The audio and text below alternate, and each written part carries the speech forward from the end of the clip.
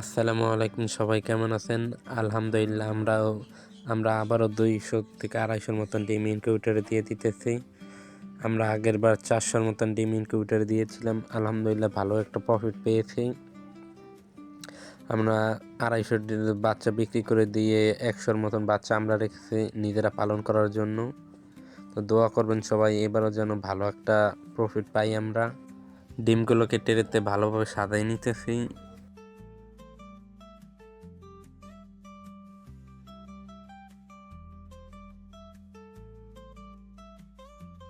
এই জায়গায় আমরা ইনকিউবেটরটাকে গুছিয়ে নিতেছি, আর্দ্রতা উদ্রতা সব ঠিক মতন আছে কিনা। এই জায়গায় আমাদের একটা ডিম দেওয়া হয়ে গেছে, এখন আর একটা দিয়ে নিতেছি।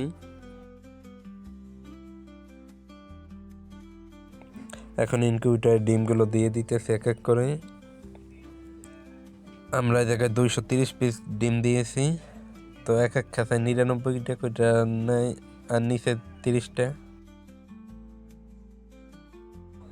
ডিম দেওয়া হয়ে গেছে। আসসালামু আলাইকুম, সবাই ভালো থাকবেন। আল্লাহ হাফেজ।